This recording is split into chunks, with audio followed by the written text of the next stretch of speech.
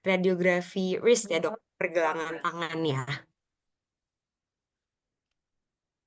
Oke, mungkin tanpa perlu berlama-lama lagi kita mulai aja. Bagi dokter-dokter sekalian yang mau bertanya nanti terkait materinya bisa dituliskan langsung di kolom chat atau nanti bisa ditanyakan juga setelah presentasinya selesai. Baik, kalau kayak gitu Dokter Marcel silahkan dok. Baik, terima kasih Dokter Alia. Saya share screen dulu, konfirmasi sudah terlihat belum?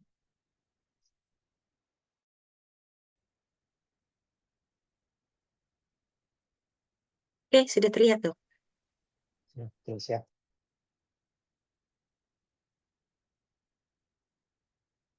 Oke.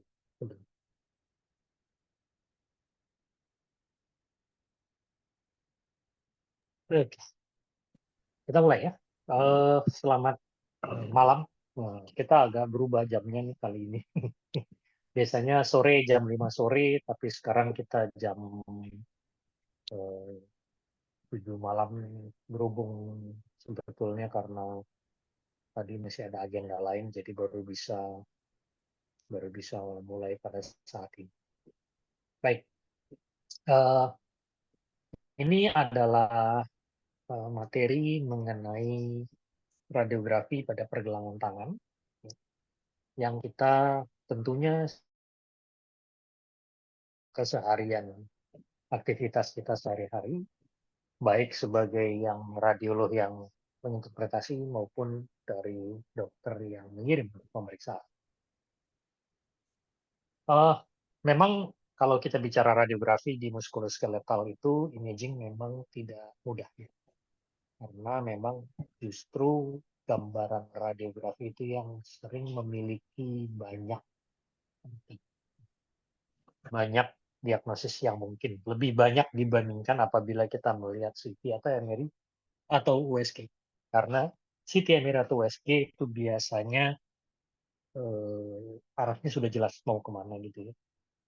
Nah, sementara foto polos biasanya dilakukan pada pemeriksaan inisial, pemeriksaan awal. Sehingga masih belum banyak clue nih ke arah mana, sehingga kemungkinannya itu masih sangat terbuka ke segala arah. Oleh sebab itu kita perlu sedikit banyak mengetahui. Dan yang kedua juga untuk yang bergelut di bidang kedokteran tentu juga sangat tahu bahwa tulang-tulang tangan itu kecil-kecil dan masalah tangan juga sering dipakai, ya. Sehingga tentunya menjadi kasus seperti ini menjadi ada tingkat kesulitan yang tersendiri. Oke. Tentu kita sudah sering biasanya kalau kita melihat gambaran yang model seperti ini, kita bisa melihat ini adalah foto wrist joint, mungkin yang satu lebih zoom daripada yang sebelah kanan, tapi kita bisa lihat secara struktur ini ada proyeksi PA dan proyeksi AP. Kita bisa bandingkan sebenarnya di sini proyeksi PA itu posterior anterior, di mana tangan itu difoto dalam posisi pronasi sehingga kita melihat stiloid ulna itu lebih ke periferi. Itu artinya proyeksinya PA. Proyeksi PA ini sering menjadi patokan karena proyeksinya ini sifatnya stabil ya. Karena tangannya dalam posisi posterior anterior pronasi itu stabil hingga tidak banyak perubahan pada saat diposisikan. Sebaliknya yang PA itu cenderung lebih banyak diposisikan sehingga seringkali pasien juga tanpa disadari berubah kemiringan tangannya sehingga bisa gambaran tulang-tulangnya itu jadi kurang begitu penting. Ya. Tapi lepas dari soal itu tetap kita eh, perlu menilainya karena baik PA maupun AP tetap akan ada informasi baru yang tentunya bisa informatif dan bisa membantu diagnosis dan perawatan. Nah, tentunya kita familiar kembali dengan tulang-tulangnya. Bagian tulang-tulang ini setidaknya yang kita sudah pernah pelajari zaman di awal kuliah kedokteran. Ya. Radius dan ulna. Radius itu punya dua permukaan artikuler atau dua cekungan yang disebut sebagai fossa scaphoid dan fossa lunatum. Ya. Tentu masing-masing itu bermaksud untuk berartikulasi dengan tulang itu, tulang scaphoid dan tulang lunatum. Selain itu juga ulna kita lihat di sini membentuk persendian yang disebut sendi radio-ulnar distal. Dan ini bagian yang disebut sebagai kaput dari ulna dan ada bagian fovea di bagian permukaan. Nah, ini. Dan kemudian dia ada tonjolan tulang yang disebut styloid ulna.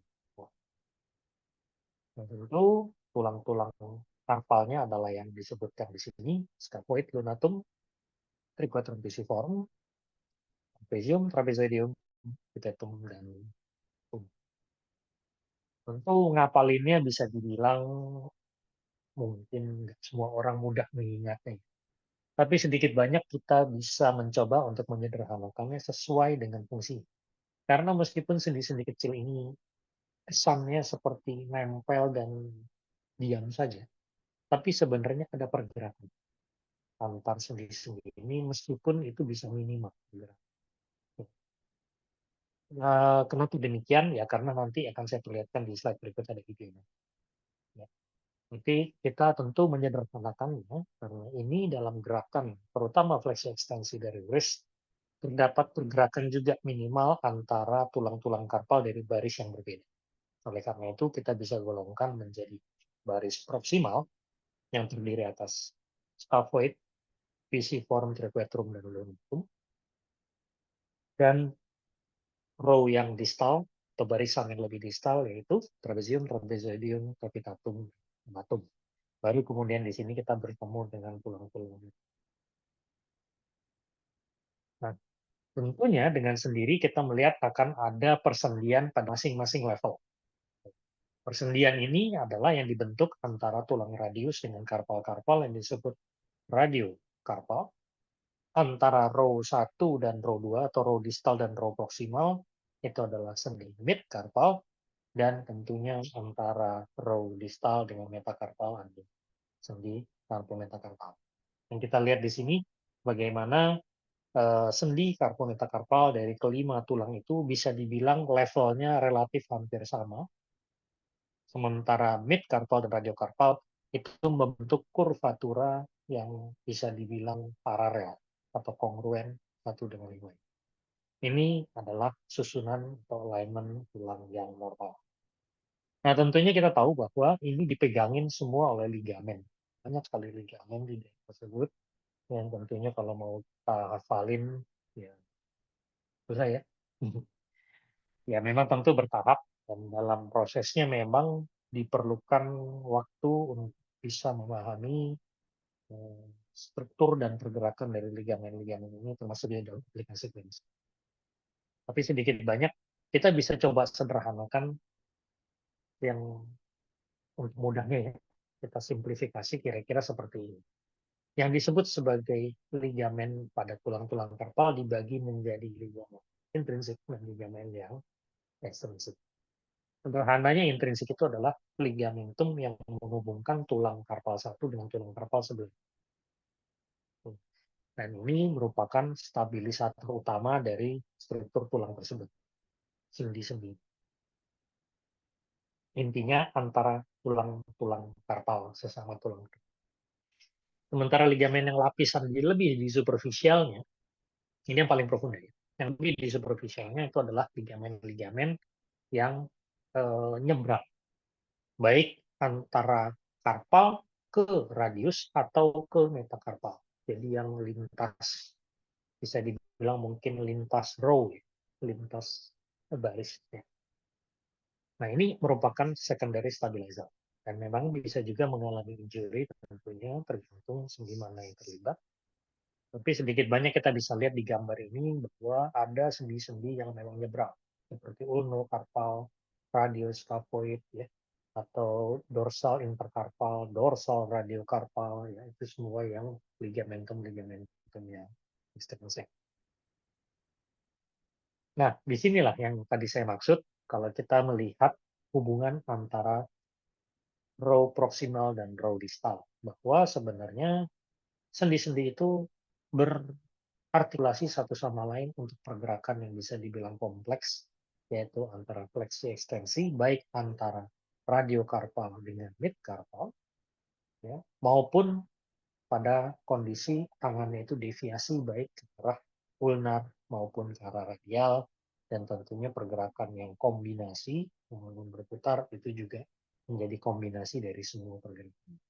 Yang kita lihat di sini pada gambar yang sebelah kiri maupun sebelah kanan, ada kondisi di mana tulang itu sliding, ada yang tulang itu rolling dan sliding. Nah, dari sinilah jadi peranan ligamen-ligamen itu, dan di sini kita bisa bayangkan apabila terjadi ruptur dari salah satu atau sebagian dari ligamen-ligamen ini, maka pada pergerakan rolling dan sliding ini akan ada struktur tulang yang jadi berubah arah. Yang tadinya lurus begini dia jadi berbelok, dia jadi berputar atau tilting ya, jadi tidak fisiologis lagi. Nah, itu tentunya dijumpai pada banyak berbagai berbagai kondisi, mengingat pergerakannya ini yang kompleks dan multi angular. Ya. Nah, untuk itu tentunya kita perlu mengevaluasi gambaran radiografi secara komprehensif, tapi yang penting kita harus pahami lebih dahulu adalah bagaimana proyeksi radiografi. Nah, apabila kita mencurigai ada ketidakstabilan dari tulang-tulang karpal itu, maka tentunya yang kita lakukan pertama adalah pemeriksaan radiografi. Dan dalam hal ini posisi tentunya penting, dan posisi posterior anterior menjadi posisi yang dianjurkan, ya. Karena pada kondisi itu radiocarpal joint, intercarpal, dan carpometacarpal itu akan terlihat pangprofil dengan celah sendi yang relatif sama lebar. Maksudnya benar-benar kelihatan profilnya. Jadi sendi itu bukan tumpang tindih satu sama lain, tapi kita bisa melihat benar-benar ada dua tulang terpisah dengan celahnya. Itu akan bisa diperoleh dengan mudah apabila posisi tangannya adalah PA. Jadi X-ray-nya nabrak dulu bagian posterior dari tangan pasien ke bagian anteriornya, kemudian baru ke film. Dengan asumsi tentunya posisi anatomis ya, yang di palmar yang dibilang bagian anterior, yang di dorsal jadi dibilang bagian posterior, jadi PA itu maksudnya sebenarnya dari belakang. Dan tentunya proyeksi lateralnya adalah tinggal posisi tangannya miring demikian seperti yang ada di gambar ini, sehingga kita bisa melihat bahwa mana volar mana dorsal. Kita bisa lihat pisiform itu ada di bagian volar atau palmar, sementara scaphoid juga ada di sisi scaphoid fold atau distal scaphoid fold itu juga ada di bagian polar. Ya. Nah, ini yang menjadi dasar utama untuk kita visualisasi dari wrist joint AP dan lateral. Dari proyeksi yang AP ini kita bisa mempunyai atau menilai garis imajiner yang kita sebut sebagai arcus gilula, yaitu yang menghubungkan antara kelengkungan dari distal row, proximal row, dan radiokarpal. Maka kita bisa lihat apabila kita tarik garis merah ini, maka relatif kelengkungannya kongruen dengan batas atasnya, tepi atas dari proximal row dan tepi proximal dari distal row. Ya, kita bisa lihat di sini. Apabila terdapat distorsi dari arcus gilula, kita bisa mencurigai adanya suatu patologi. Congruenting, ya. Jadi pada intinya dia kongruen. Demikian juga baik dalam proyeksi AP maupun lateral, dan ini kebetulan gambar MRI, tapi kita juga bisa menilai itu pada pemeriksaan yang MRI pada ini. Bagaimana kesesuaian antara permukaan atau kongruen antara permukaan satu tulang karpal dengan tulang lain. Nih, tentunya kalau kita dari AP melihat arcus gilula yang tadi menjadi garis referensi, maka pada proyeksi lateral kita bisa melihat juga posisi-posisi tertentu yang menjadi pengukuran, dasar pengukuran kita. Kita bisa mengukur bagaimana kedudukan os scaphoid terhadap os lunatum, bagaimana kedudukan os capitatum terhadap os lunatum, yaitu dari sudut angle. Ya. Dari proyeksi lateral kita bisa tarik garis ya, imajiner. Scapholunatum tentunya antara tulang scaphoid yang biru muda ini. Kita ambil aksisnya, kira-kira melalui pertengahan dari tulang ini. garis tengah, dan kemudian os lunatum yang bentuknya kayak bulan sabit ini kita juga ambil garis tengah. Sudut yang dibentuk antara kedua garis itu yang disebut sudut scapholunatum yang normalnya adalah antara 30 sampai 60 derajat. Apabila kita kesulitan dalam melihat gambaran X-ray mana scaphoidnya, tapi setidaknya kita bisa melakukan analogi dengan tarik garis dari tepi bawah dari scaphoid itu juga bisa. Ya, karena kadang overload tulang tidak semua kasus kadang bisa kelihatan, kadang-kadang nggak jelas. Jadi kita bisa ambil batas tendensial dari batas proksimal dari tulang scaphoid itu. Yang kemudian diaduk sudutnya dengan garis yang melalui os lunatum itu tadi. Nah, sudut capitolunatum antara os capitatum kita tarik long axis dari tulang capitatum dengan garis yang melalui pertengahan dari os lunatum tadi yang kita dapatkan nilai normal itu seharusnya antara 0 sampai 30 derajat. Sehingga apabila terjadi perubahan yang berlebih dari sudut tersebut itu menunjukkan adanya suatu abnormalitas. Nah, meskipun demikian, kadang-kadang proyeksi AP kita juga bisa melihat jelas adanya pergeseran atau tidak stabilan antara tulang-tulang karpal, yaitu apabila kita melihat celah sendinya itu tidak sama lebar. Jadi tadi yang saya sebutkan tadi di slide sebelumnya, bahwa pada proyeksi PA, maka sendi-sendi radiokarpal, interkarpal, dan karpal metakarpal itu dapat terlihat panggung profil dengan celah sendi yang relatif hampir sama lebar. Nah, tapi pada keadaan tertentu kita bisa melihat apabila terdapat robekan ligamen bisa jadi celah sendi itu menjauh satu sama lain dan itu sudah kelihatan. Seperti contohnya di gambar yang ini, yang sebelah kiri kita lihat antara scaphoid dan lunatum ini lebih lebar dibandingkan antara celah-celah sendi yang lain-lainnya yang terlihat. Ya.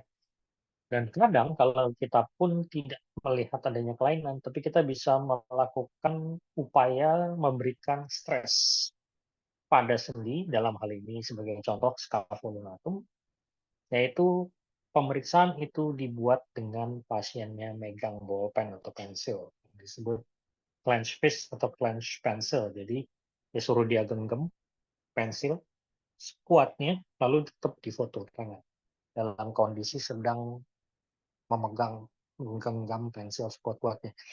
Ini bolpen bukan pensil sih. Kita bisa lihat di sini bayangan bolpennya panjang ini.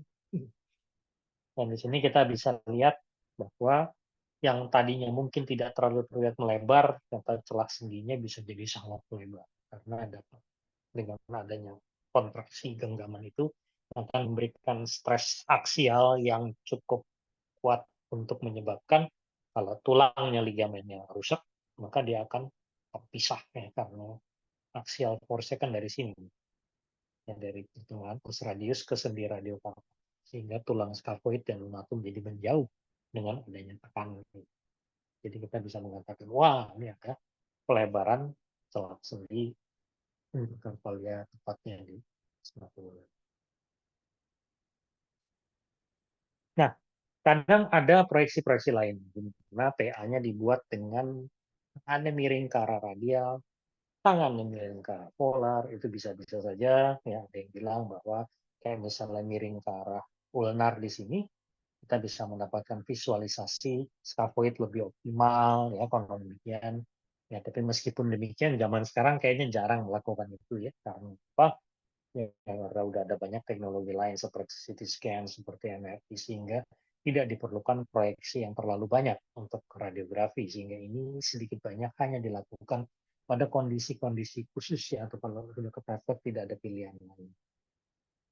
Yang kita lihat di sini yaitu kemanapun tangan itu pergi, kemanapun tangan itu posisinya, maka kalau dalam kondisi normal, baik proximal row maupun distal row itu akan tetap stay together. Nggak akan yang satu pergi kemana, satu pergi kemana. Ya, kita bisa lihat di sini paling mungkin penampakan tulang nggak berubah, tapi tetap tulang yang satu berhubungan dengan tulang yang sama itu tidak berubah. Itu yang kita bisa tentunya harus kita perhatikan. Nah, pada kondisi di mana terdapat robekan ligamen, maka karpalnya itu jadi bisa berputar atau berpindah. Dan ini akan menyebabkan kinematiknya menjadi tidak normal.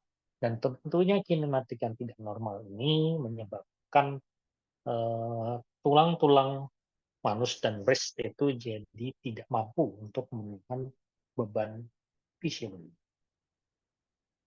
Nah, kondisi-kondisi itu tertentunya karena berbagai macam penyebab. Ligamen tentunya pada keadaan trauma, bisa terjadi ruptur, bisa terjadi atau sprain gitu ya. Itu kalau ligamennya karena trauma. Tapi pada keadaan tertentu juga bisa terjadi kelemahan ligamen atau ligamentous laxity. Itu juga bisa dijumpai pada konteks ini, di mana pada keadaan inflamatori misalnya, itu juga termasuk yang bisa dibilang sering terjadi atau sering dijumpai.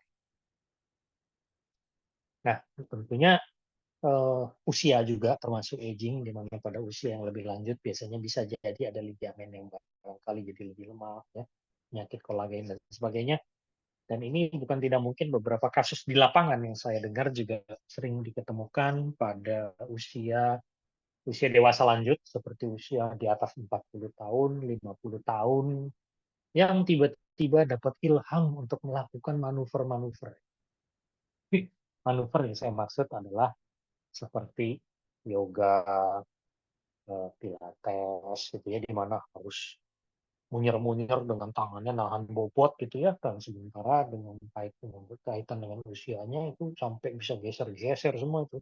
Karena ligamennya sudah tidak kuat untuk menyangga seperti itu. Itu bisa terjadi dalam konteks keseharian kita. Jadi bukan berarti ini harus satu trauma hebat. Jadi bisa juga karena chronic repetitive stress, baik karena kerjaan ataupun karena aktivitas yang tidak lazim dilakukan sebelumnya. Seperti itu kan. Sehingga dengan demikian kalau kita melihat pada konteks keseharian ini jadi nggak harus yang akut ya. Itu bisa akut, bisa juga yang kronik. Nah, secara imaging tentunya kita bisa melihat instabilitas itu apabila dalam X-ray biasa saja sudah kelihatan sendi itu bergeser. Itu disebut static instability.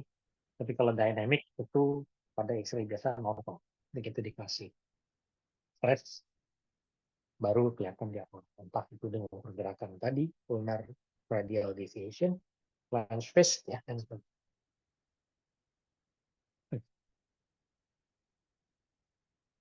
Klasifikasi sudah ada yang mencoba melakukan tentunya, dan ini menjadi standar internasional yang dibuat oleh Rimayo, yaitu klasifikasi dari instabilitas seperti apa. Yang disebut instabilitas yang terjadi di satu deret karpal saja, itu disebut carpal instability, disosiatif.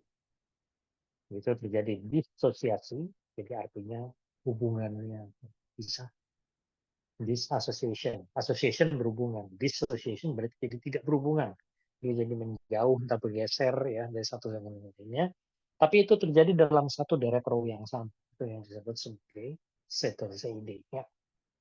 Nah, bisa juga terjadinya non dissociative carpal instability, disosiasi yang terjadi pada sendi radiokarpal atau midkarpal.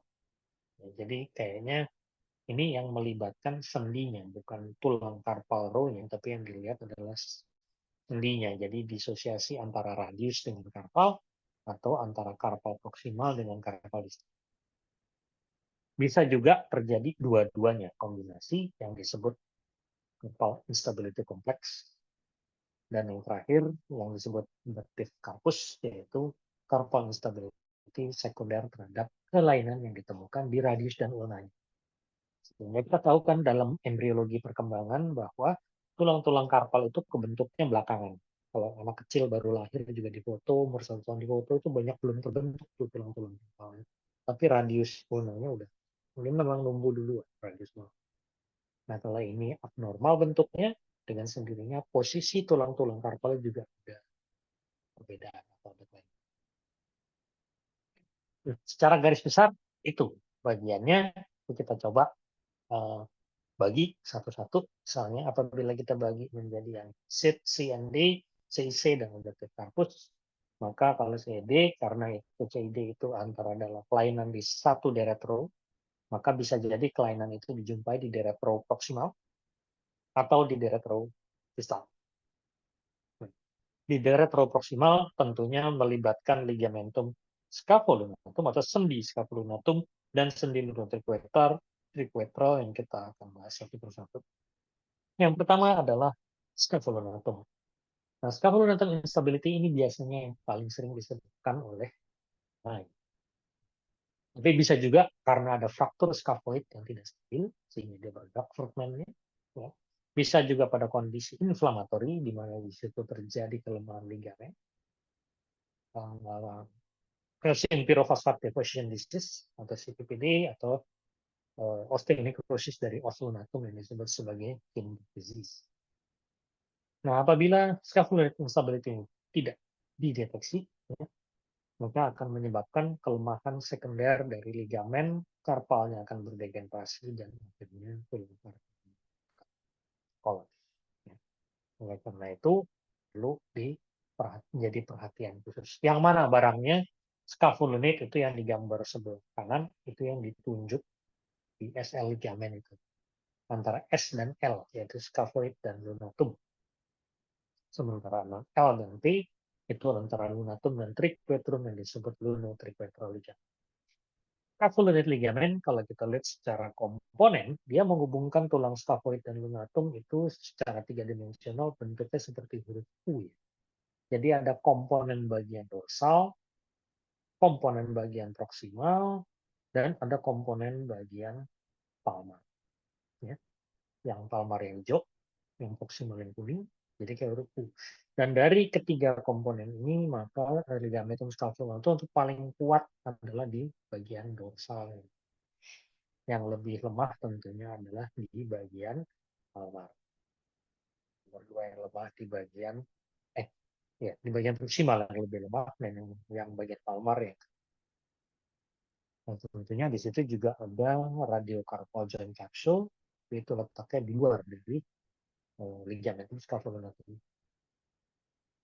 Nah, kita bisa bayangkan tentunya apabila terjadi kerusakan pada sendi ini, maka kita bisa bayangkan ini kan radius dan row proximal distal itu jadi satu aksis yang sama. Kita lihat satu bidang yang sama. Sehingga kalau ada kompresi dalam aksis ini, yang akan terjadi apabila kita memberikan tension ke kanan, jadi compression force itu tenaganya akan vertikal seperti ini. Dan kita bisa lihat dengan dapat pressure seperti ini, apabila scapholunate ligament tear, maka lunatumnya akan deviasi. Belok. Ya. Yang kedua bisa juga scaphoidnya fraktur. Nah, itu jadi bisa terjadi hal-hal seperti itu. Kalau ini dibiarkan berprogres, kalau partial tear biasanya sih foto polos biasanya bisa normal, fluoroskopi bisa ketemu abnormal, tapi kalau pakai MRI bisa kelihatan. Tapi kalau robeknya itu adalah tear yang komplit, maka biasanya kita akan melihat pelebaran celah sendi pada stress radiography. Yang tadi yang disebut sebagai clench pencil view. Jadi kita lihat, ini kita bisa mengatakan ada instability scapholunatum dengan adanya pelebaran dari celah sendi scapholunatum yang ditunjuk oleh. Nah, tentunya kalau kelainan ini dibiarkan, maka progresivitas ini tentunya bisa juga terjadi yang statik. Ya. Artinya dalam artian yang tidak pakai di stress pun juga udah kelihatan ada robekan. Nah, biasanya ini terjadi complete tear dari scapholunate ligamen, ya, ditambah dengan injury dari yang stabilisator sekunder yang lain, yang ekstrinsik. Nah, pada kondisi seperti ini biasanya nggak usah dikasih itu dinamikanya, kita udah langsung kelihatan, yaitu adanya pelebaran celah sendi tadi yang disebut sebagai Thomas sign. Dalam kondisi seperti ini tentunya bisa terjadi karena dia sudah ada perubahan baik dari scapholunate sendiri maupun pada ligamen sekundernya, maka biasanya terjadi distal pole dari scaphoid itu akan berotasi atau muter. Dan kalau dia muter ke sini, dia akan berlawanan dengan muternya dari lunatum. Dengan sendirinya kita akan melihat gambaran scaphoidnya bukan kayak raw lagi, tapi seperti gambaran signet ring atau cincin. Kita juga akan melihat disrupsi dari arcus gilula 1 dan 2, dan peningkatan scaffold rectangle pada proyeksi lateral. Nah, apa yang saya maksud dalam slide ini? Kita lihat di slide berikut. Nah, di sini adalah yang dimaksud dengan Terry Thomas Sign. Terry Thomas itu adalah komedian dari Inggris, ya, karena ini publikasinya publikasi Tegara Sono. Maka Terry Thomas itu karena punya kelainan genetik di mana gigi seri yang depan itu lebar. Saya rasa banyak di Indonesia yang juga orangnya seperti ini. Ya, itu komedian itu waktu itu terkenal antara lain keunikannya itu adalah giginya lebar. Sehingga lebarnya itu seolah-olah mirip seperti giginya si Terry Thomas. Disebut sebagai Terry Thomas sign. Ya. Sementara signature sign itu adalah yang tadi berputar scaphoidnya, sehingga yang tadinya kita lihat scaphoid itu tampak samping dalam keadaan normal, tapi karena dia berputar, maka kita melihat gambarannya seolah-olah seperti kita melihat cincin dengan mata cincin. Ini mata cincinnya, ini cincin. Jadi seperti simetri. Nah, karena dia berotasi scaphoid. Dan kita juga bisa tadi yang pengukuran sudut, kita tarik garis imajiner melalui tepi bawah dari scaphoid, melalui aksis dari ostronatum, maka kita lihat sudut yang dibentuk itu melebar lebih dari 80 derajat, normalnya kan 30 sampai 60. Nah, tentunya signet ring, kalau bicara signet ring, kalau di Indonesia kita tahunya cincin batu akik ya. Ini kok aku waktu berapa tahun lalu sempat heboh ya. Kemana ya sekarang yang batu akik itu kok nggak ada yang ribut-ribut. Itu rame sampai satu orang tuh cincinnya bisa banyak, satu garis mau dikasih, malah ada yang sekaligus dua gitu. Tinggal goyang-goyang gitu. Itu signet ring maksudnya adalah cincin yang ada matanya. Jadi bukan cincin logam bulat doang, nggak ada matanya, itu bukan signet ring. Nah, itu kalau kita bicara signet ring. Tapi kalau bicara Terry Thomas, tentunya orang Amerika nggak mau kalah. Orang Inggris bilang, ya, karena ya yang namanya Royal College of Radiology kan itu sudah dari zaman dulu. Dan Royal College of Radiology itu dari Inggris. Makanya dia membuat publikasi ini bilang Terry Thomas. Begitu radiologi juga berkembang di Amerika, orang Amerika nggak mau. Dia bilangnya ini David Letterman sign. Karena pembawa acara terkenal di Amerika yang namanya David Letterman itu giginya juga terbelah dua di tengah. Meskipun kalau kita lihat sih nggak terlalu ya, masih lebih lebar dari Thomas. Tapi kita di Indonesia juga nggak mau kalah, karena kita di Indonesia, student kami di RSCM, staff kami di bagian IT juga dirinya seperti itu. Ya. Ini namanya Pak Syarifudin. Jadi kita di RSCM kita menyebutnya sebagai Syarifudin Sign. Meskipun tidak ada di publikasi, karena belum ada yang publikasi, pun kalau ada mungkin nanti orang negara lain bingung, oh Syarifudin Sign itu apa itu gitu ya. Dan karena mereka tahunya dari Thomas atau David. Tapi bisa-bisanya orang kita nggak usah terlalu pikirin ya. Yang penting kira-kira yang dimaksud seperti itu. Kenapa? Di masa lalu itu memang radiologi itu senang banget dengan sign-sign seperti itu. Karena di masa lalu tentunya yang bermodal foto polos dan belum ada CT, belum ada MRI, barang-barang yang dilihat secara anatomi, makroanatomi itu nggak kebayang kalau dilihat dengan gambar dua dimensi radiografi. Apalagi di masa lalu. Di masa lalu yang mungkin latar belakang pendidikan dokter-dokter belum semerata dan semaju seperti zaman sekarang. Sehingga untuk membuat seseorang mudah memahami suatu fenomena, maka dibuatlah analogi-analogi dengan berbagai itu. Ya, karena itu dalam pemeriksaan radiografi di textbook dan jurnal kita akan banyak menemukan sign-sign ini. Gitu. Tapi tentunya sekali lagi kan sign seperti ini memang yang asik radiologisnya aja ya. Karena klinisiannya seringkali, apalagi mereka bacanya kan buku-buku klinis yang tidak terkait langsung dengan radiologi, sehingga mungkin dengan mudah ini sign apa ya.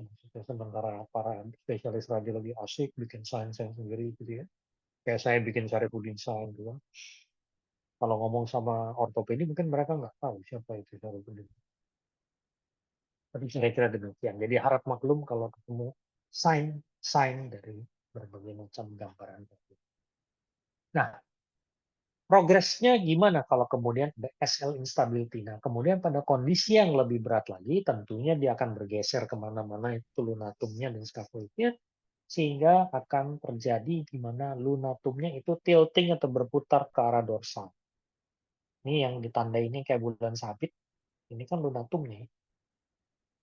Nah, sehingga capitatum yang tadinya duduk di atas lunatum dari proyeksi lateral, begitu dia miring, jadi tentunya jadi capitatumnya ikut displaced ke arah dorsal. No? Capitatum dan distal caparot translate ke dorsal dan ke proximal. Gara-gara yang harusnya disangga oleh lunatum, lunatumnya mood tilting. Ibarat kata lunatum itu kayak mangkok, mangkoknya tumpah. Ya. Awal-awal bisa reversible, tapi lama-lama dia akan menjadi reversible karena kapsulnya akan beradaptasi fibrotik sehingga kemudian menjadi fix. Ya. Nah, itu tentunya menjadi benar-benar mal-alignment. Benar-benar bukan fisiologis lagi, sehingga celah sendinya itu akan mengalami OA sekunder, atau degenerasi sekunder. Karena digunakan untuk sehari-hari dalam posisi yang tidak fisiologis. Nah, ini istilahnya disebut sebagai dorsal intercalated segmental instability. Jadi instability di mana segmen-segmen itu interkalasi atau berputar, bergeser ke arah dorsal dari wrist. Patokannya adalah lunatumnya ini yang berputar dorsal, tilting ke arah dorsal. Apa dampaknya? Tentunya kalau di lateral kita bisa lihat lunatumnya yang kayak bulan sabit itu jadinya miring, maka pada proyeksi AP-nya kita akan melihat lunatum itu bentuknya jadi segitiga. Kita lihat makro anatomi dari lunatum adalah seperti ini. Kalau kita lihat dari samping, maka dalam kondisi tilting tentunya ini akan naik ke atas sini, ini akan turun ke bawah sini, sehingga kita akan melihat ini bagian satu yang naik, dan ini bagian yang bawah akan ke bawah sini. Sehingga kita melihat yang harusnya dia bentuknya kotak, kemudian dia berubah karena dia naik seperti ini muter. Itu yang jadi kelihatan seperti segitiga, triangular. Bentuknya segitiga yang disebut mirip seperti keju. Orang sama lagi. Piece of cheese sign namanya. Sign potong keju. Kenapa? Karena di negara maju yang suka makan keju, kita sih nggak tahu zaman sekarang, tapi kejunya dilelehin. Jadi kita juga nggak bisa ngomong segitiga ya, karena kejunya lele. Tapi kalau zaman dulu keju itu kan bentuknya kayak kue tart gitu, dan biasanya penyajiannya adalah dipotong triangular seperti motong kue tart begitu. Jadi kelihatannya kayak segitiga. Ini keju-keju yang bolong-bolong yang kayak di film kartun kita suka lihat di zaman dahulu. Kalau saya nggak tahu zaman sekarang lihat kartun. Tapi kalau saya potong kejunya seperti ini, kita lihat dari atas kejunya, maka ini kan bentuknya lunatum jadi persis seperti sepotong keju. Meskipun ada juga yang menyebutnya sebagai eh, pizza, kayak segitiga, kayak motong pizza kan juga gitu. Pizza sign, ada juga yang menyebutnya sebagai kayak potong kue. Kue tart juga kan dipotongnya begitu ya, kayak jarum jam. Jadi kalau kita lihat dari atas bentuknya segitiga, jadi ada yang menyebut sebagai piece of pie atau piece of cake. Piece of cake ya. Nah, sebagian orang lebih mudah mengingatnya seperti itu konon. Jadi kalau melihat sign seperti itu, maka kita bisa menduga ada unit instability. Nah, tentunya pada kondisi yang lebih lanjut lagi, setelah sudah diisi, akan bisa sampai terjadi degenerasi. Nah, kalau udah degenerasi, udah susah. Kenapa? Karena degenerasi tentu akan mengganggu suplai vaskuler dari tulang-tulang karpal itu, sehingga tulangnya akan lama-lama akan mengalami kerusakan, dan juga karena dapat bobot yang tidak fisiologis, sehingga dia akan mengalami kolaps.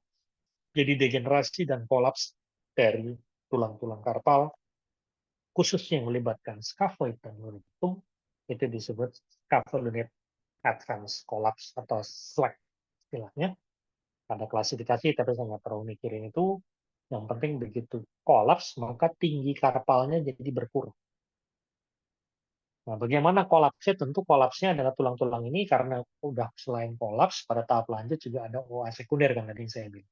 Maka OA itu akan kita bisa jumpai antara tulang radius dan tulang scaphoid, ataupun juga lunatum dengan radius di sini, atau juga tentunya sampai antara proximal row scapholunate ini dengan tulang capitatum. Ya, jadi radiocarpal dan midcarpal joint, kita akan melihat OA yang buruk.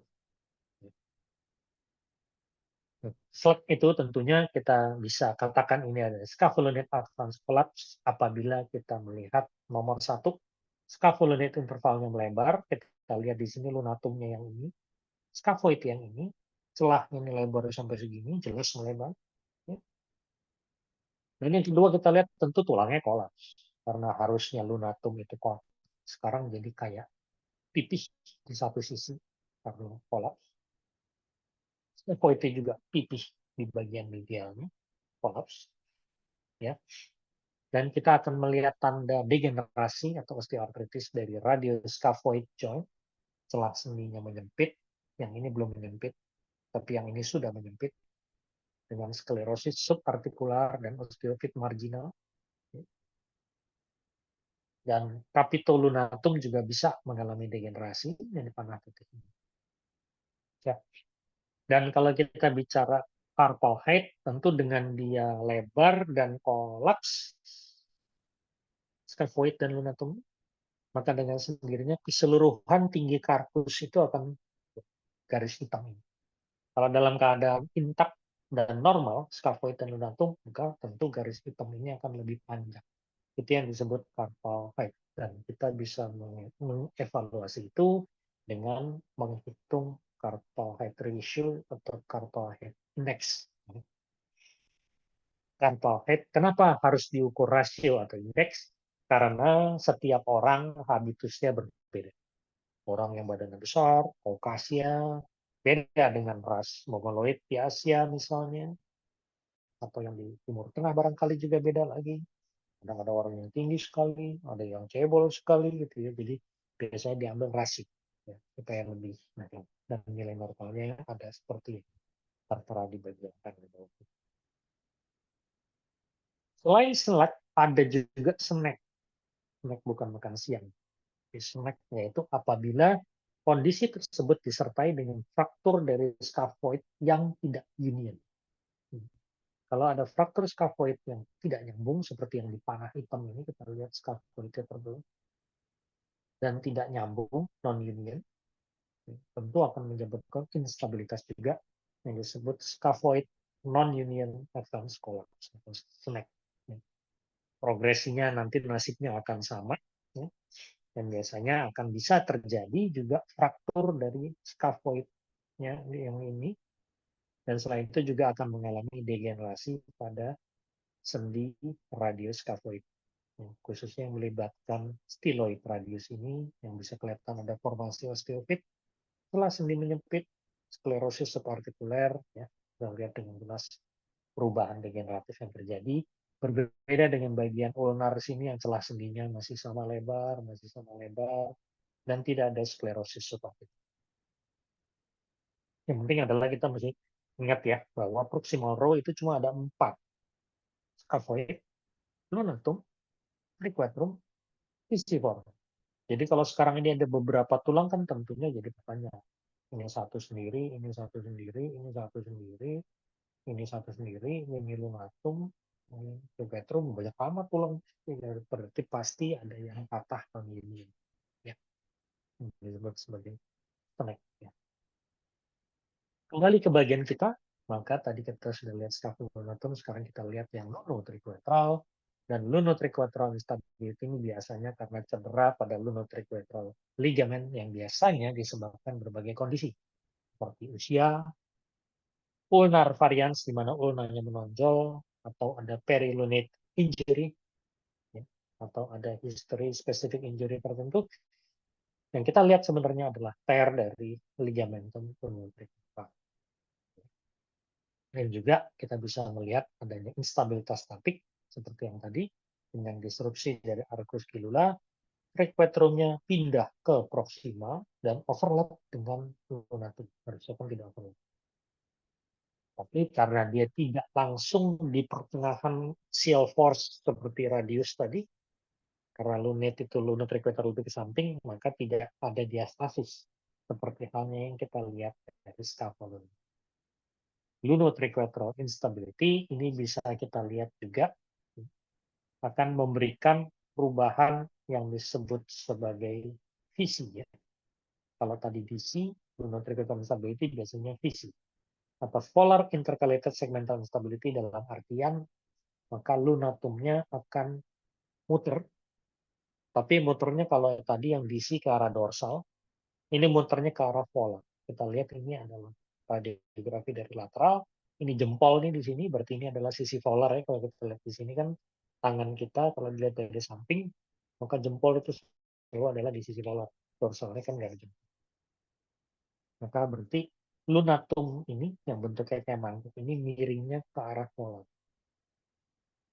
Secara PA kita tetap lihat yang cis sign tadi. Secara lateral kita lihat lunatumnya tilting ke arah polar sehingga os capitatumnya translasi atau geser ke arah polar dan proxima. Sehingga capitolunate angle meningkat, scapholunate angle berkurang. Dan ini dikenal istilahnya dengan spelled teacup side. Ini istilah saya. Loh, saya ibaratkan lunatumnya itu dalam mangkok tea.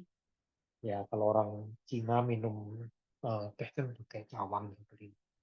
Miring ya sehingga tumpah tehnya katanya begitu cerita ada aja yang lihat.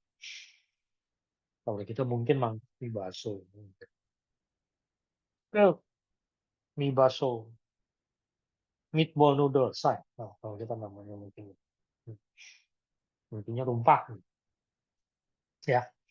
Jadi kita melihat lunotriquetral instability dengan visi ya maka kita akan bisa melihat perubahannya di mana lunatumnya itu miring ke arah polar sehingga kapitatumnya akan geser ke arah polar dan ke proxima. Field 3 side. Nah, tentu ini jadi pengukuran sudutnya kira-kira. Jadi perbedaan antara DC dan VC dalam konteks instability ini, kalau DC lunatumnya tilting ke arah dorsal, scaphoidnya tilting ke polar, sementara kalau VC kebalikannya, lunitum yang ke polar, sementara tilting ke dorsal itu adalah kapitatumnya. Tapi tetap dari dua ini kita bisa lihat patokan mengatakan DC adalah os lunatum. Kalau os lunatumnya tilting atau miring ke arah dorsal DC, dia tilting ke polar PC. Oke, distal row yaitu axial instability. Ya. Tentu kalau axial instability ini adalah biasanya karena traumatic longitudinal disruption dari distal carpal row antara satu dengan yang lainnya dan ini biasanya jarang ya. Ini biasanya karena cedera yang hebat atau crush injury. Ya.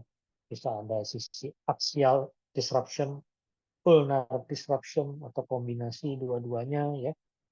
Dan biasanya kita akan lihat seperti contoh gambar ini normalitas dari sisi radial, sementara sisi ulnarnya relatif oke, trapesiumnya fraktur, ya, lihat di sini. Terus ada gap ya antara MC2 base dan MC23 gitu ya. Kita lihat beda di sini. Ini kita lihat metakarpal satunya geser ke arah radial. Dislokasi juga trapesiumnya ya. Di sini yang disebut sebagai axial instability. Itu ya trauma yang hebat ya. Jadi ya demikian. Nggak usah banyak cerita. Nah, sekarang kita pindah dengan yang SIN atau carpal instability non disosiatif, yaitu dibagi menjadi dua golongan yang melibatkan sendi radiokarpal atau sendi midcarpal. Ya. Ini sebenarnya patomekanismenya dan etiologinya masih kurang diketahui dengan baik, ya. Dan plain radiografi biasanya kurang membantu juga, ya. Jadi biasanya nggak terlalu banyak kita kita banyak ketahui. Tetapi pastinya di sini ada pergeseran dari semua karpus kalau misalnya masalahnya di radiokarpal. Jadi singkat kata radius dan karpus misah. Itu biasanya karena ada cedera dari ekstrinsik ligamen. Kita lihat di sini dikasih tanda bintang itu adalah ekstrinsik ligamen yang putus. Sehingga itu lari semua, geser semua ke arah ulna. Dan biasanya itu bisa karena trauma, bisa juga karena rheumatoid arthritis dan COPD. Nah, bisa juga ada ulnar translocation, ya, di mana scaphoid radius interface itu melebar karena harusnya ini kan nggak ada nih jelas seratnya ini. Yang harusnya ini kan semua ke sini. Jadi ini kayak merosot, ya, scaphoidnya merosot. Sehingga posisi antara radius dengan lunatum itu jadi berkurang. Nah, harusnya pertemuan antara radius ini dengan lunatum ini itu cukup besar ya, lebih dari 50%. 50% lebar ini. Ini sekarang bagian yang ketemu adalah ya cuma berapa persen ya, antara radius dengan lunatum cuma mungkin 25% aja yang ketemu. Jadi ini menunjukkan ada translokasi atau kembali tadi geser yang ke arah ulna translocation. Itu yang disebut radiocarpal instability. Carpal instability kompleks tentu kombinasi dari semuanya. Carpal instability kompleks ini yang juga disebut sebagai perineonate injury, di mana ada high energy loads, itu akan menyebabkan disrupsi baik tulang maupun ligamen. Kalau dia melibatkan arkus yang lebih kecil dari ini, itu disebut sebagai melibatkan ligamen saja, tapi kalau arkus yang lebih lebar dari fibula arch, itu akan disebut sebagai sering disertai dengan fraktur di perineum. Ya. Ada stagesnya, ya, sekedar nice to know saja ya barangkali, karena ini agak-agak terlalu advance ya. Tapi kita cukup mengetahui bahwa ada kejadian yang disebut sebagai melibatkan baik proximal distal row, radiokarpal juga ya, kombinasi gitu, ya, antara CID dan CIMD. Nah, contohnya di gambaran sebelah kiri, di mana kita bisa melihat scaphoid, ini ada lunatum, ini scaphoidnya, ini lunatumnya, sebagian terlihat overlap antara scaphoid dan lunatum di sini. Hilula arc-nya berantakan kalau kita tarik garis imajiner sini, tiba-tiba ini loncat ke sini, terus kita terusin ini loncat ke sini. Jadi hilula arc-nya berantakan. Ya. Sementara lunatumnya sih sebenarnya masih ada di tempat. Tapi yang dislocation itu adalah di sekitar, makanya disebut perilunate dislocation. Dan dari ini juga, dari lateral view, maka kita akan melihat dorsal capitatum dislocation. Jadi capitatumnya itu dislokasi terhadap pos lunatum. Jadi ini pindah. Ini pindah berstruktur. Ya. Yang disebut jadi sebagai perilunate injury. Ya. Nah, tentu ada berbagai macam kelainan. Bisa juga lunatumnya yang patah dan lunatumnya yang dislokasi. Keluar dari daerah yang dia harusnya berada di sini, jadi pindah ke sini, maka kita lihat di sini dia bukan hanya keluar tapi juga terbalik. Jadi kita bisa melihat lunate bed-nya kosong, lunatumnya dislokasi. Ya. Yang terakhir adalah adaptif karpus. Ini yang disebut karpusnya, carpal bone-nya bisa beradaptasi. Kenapa? Misalnya pada madulum deformity, di mana kita bisa melihat tulang radius distal ini bentuknya agak aneh. Jadi kayak pedang, kayak bilang. Ini bukannya cenderung mendatar, tapi menukik nih permukaan artikular radius. Nah, sehingga secara keseluruhan hubungan antara radio ulna dengan karpal itu seperti huruf V. Seperti huruf V dengan lunatum di bagian sentralnya. Maka kita lihat di sini bentuknya juga jadi agak-agak aneh. Karena karpalnya jadi beradaptasi dengan perubahan itu. Baik scaphoidnya, lunatumnya jadi seperti kayak ada kantongnya ke bawah ini. Nah, jadi dengan sendiri bisa terjadi migrasi proksimal dari karpalnya, jadi kayak brojol ke proksimal, karena dia ada gap di sini. Dan juga bisa translokasi atau bergeser dari semua karpus. Jadi V-shape proximal row. Jadi selain itu kita bisa lihat interkarpalnya, midkarpal dan karpometakarpal celah sendinya sama lemak. Berarti ini masih setidaknya masih yang bagus lah. Coba kita melihat lunatumnya aja geser ke proksimal karena ini deformitas dari bentuk tulang radius yang sehingga dia kayak jebros ke bawah. Nah, Demikian kira-kira apa yang bisa saya paparkan, tapi mungkin sebelumnya, oh ada satu lagi di sini. Jadi kalau kita melihat deformitas seperti ini, di mana radiusnya itu jadi kayak sangat miring dan permukaan artikuler itu ambles ke bawah, itu ada pengukuran nih, ya. Jadi kita bisa mengukur inklinasi radius, hubungkan tepi-tepi artikuler radius, dan ukur sudutnya terhadap bidang horizontal, maka kita dapat nilai sekian derajat, normalnya antara 16 sampai 28. Kita juga bisa mengukur radial length, kita tarik garis horizontal, yang satu melalui ujung stiloid, yang satu melalui tepi medial dari stiloid, radius, ini berapa jaraknya, itu normalnya 10 sampai 13 mm, ya, atau kita juga bisa mengukur Palmar tilt, ya, garis yang perpendikular dengan aksis radius, ini garis perpendikularnya, kemudian permukaan artikular radiusnya, kita tarik garis tangensial, dan berapa sudutnya dengan garis merah. Dari itu kita bisa mengatakan ini radiusnya memang betulan abnormal untuk evaluasi distal. Demikian kira-kira, tentunya paparan saya ini lebih kepada gambaran secara umum, ya, bahwa kita setidaknya punya persepsi bahwa melihat foto wrist joint itu tidak sesederhana itu sebenarnya. Ada banyak sekali variasi, dan pasien dengan keluhan nyeri wrist joint di foto, nah itu ada banyak sekali pola-pola carpal instability. Dan konteks ini tentunya tetap patokan utama adalah proyeksi PA dan lateral dari wrist joint untuk melihat carpal instability, dan kadang-kadang perlu ada stress radiography untuk membantu visualisasi, gitu ya. Tapi setidaknya kita perlu familiar dengan konsep dari carpal instability ini, mana radiokarpal, proximal row, distal row, posisi lunatum, yang miring ini, DC, yang menjauh scapulatum, anterior carpus, dan sebagainya, gitu ya. Sehingga kita juga perlu sedikit banyak tahu lah kondisi-kondisi seperti ini.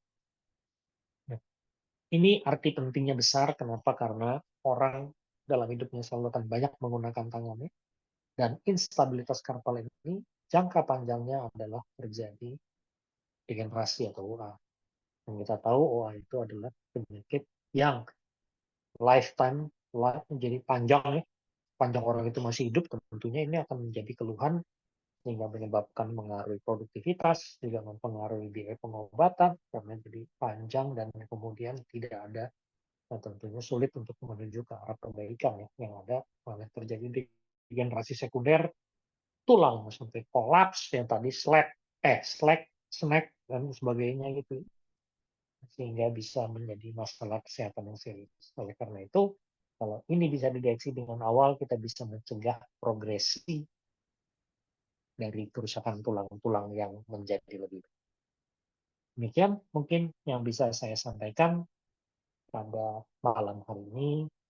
Semoga dapat menambah pengetahuan bagi sekalian. Terima kasih atas perhatiannya. Terima kasih banyak Dokter Marcel atas pemaparannya. Jadi ternyata dari foto polos wrist aja ada banyak hal yang bisa kita nilai dan yang mungkin sebagai take home juga mesti familiar dengan bentuk dari tulang-tulang karpalia itu juga ya dok. Dan juga alignment anatomisnya tadi yang gilulus arch itu mesti seperti apa. Berarti konturnya semuanya mesti harusnya satu kongruen gitu ya. Semuanya dalam satu garis yang sama. Dan kalau misalnya ada yang tiba-tiba step off atau misalnya ada yang tidak kongruen, ya kita harus curiga, oh jangan-jangan ada sesuatu nih pada tulang-tulang karpalnya, apakah dia muter atau ada fraktur atau ada hal-hal patologi lainnya gitu ya dok. Iya. Itu baru tulang wrist joint saja. Kita tahu ada berapa Betul. tulang di tubuh manusia. Jadi satu Mungkin ini ya, tapi aja mungkin semuanya interpretasinya bisa lama juga. Kayaknya kalau bisa banyak selesai ya. juga iya dok. Betul, betul, Jadi betul, itu betul. sekedar informasi buat sejawat yang hadir di sini yang bukan dokter radiologi, ya. Mungkin ada yang dokter umum atau spesialis lain. Mungkin di kemudian hari menjadi direktur rumah sakit, ya, pimpinan di instansi kesehatan mana. Mohon dimaklumi gitu ya. Dengan terlalu mudah bilang respon time untuk radiologi. Karena kalau mau dilakoni betul lama, ini nggak sebentar jadinya, itu belum pakai pusingnya yang baca ya. HP-nya. Belum dikorelasiin dulu sama textbook gitu ya, Dok, cari dulu. Iya, belum encoknya ya, pulang kemalaman diomelin sama keluarga gitu ya, Aduh, macam-macam aduh, deh aduh. pokoknya. Jadi curhat. Iya, Dok, kalau gitu mungkin terima kasih banyak atas pemaparan kita di Studium General kali ini. Nanti kita Sama-sama. ketemu lagi mungkin 2 minggu lagi di acara R3D dulu ya, Dok ya. Ya, Radiologi Reading radiology Group regional Discussion. discussion tanggal berapa? 15 sih kalau tidak. 15 kalau nggak salah. Heeh. Terus 2 minggu lagi baru Studium General terakhir nih untuk tahun ini. Kalau nggak salah tanggal 30 atau 31 Desember gitu ya, Dok ya. Pas tutup tahun. 31, harusnya 31. 31, Cuma iya. kita ragu-ragu, bisa nggak ya 31? Jangan-jangan Ih, nggak ada yang hadir nanti karena sibuk siap malam tahun baru. udah pada beli kembang api dulu kayaknya, Dok, orang-orang tanggal 31. Mungkin bisa dari hadirin di sini, kalau yang setuju tanggal 31 ada, bisa tunjuk tangan, raise hand, jadi bisa kita lihat berapa banyak yang kira-kira semangat untuk 31 Desember. Nah, kan Ada tuh beberapa tuh, satu. Dok. Oh, ada satu, oh ya. Tapi kayaknya kalah nggak ini. Dua, Dua, tiga, ya. Tiga. masih nggak banyak. Tuh pemirsanya 72 tuh, coba berapa? Baru, Wah, kalau oh, setengahnya aja udah baru. 36. Ini biasanya yang tunjuk tangan ini ketahuan yang kalau malam tahun baru nggak ada kerjaan lain. Lu kesian. Nggak bercanda. Iya, jadi opsinya adalah kalau misalnya nggak banyak, maka kita majukan 1 hari jadi tanggal 30 Desember supaya 31-nya bisa mempersiapkan. Ya, mungkin saya rasa itu aja. Boleh, Dok. Heeh, tanggal 30 kali ya. Ya, karena ini yang punya gawe acara ini juga mau tahun baruan. Betul, betul, betul. Itu Oke, lagian 30 itu sudah 99% bulan purnama. Maksudnya 100% itu dia. 99 boleh, oke. Iya, Dok. beda tipis. Udah kelihatan full kok bulannya, Dok. Fenomenal ya, malam tahun baru bulan purnama ya. Jarang-jarang loh. Iya, bener. Iya, ini potong kambing. Siap, Dok, kalau gitu. Terima kasih banyak, Dokter. Terima kasih banyak juga Sama-sama. Terima buat kasih semuanya. buat dokter-dokter Sampai yang masih jumpa lagi. join. Sampai ketemu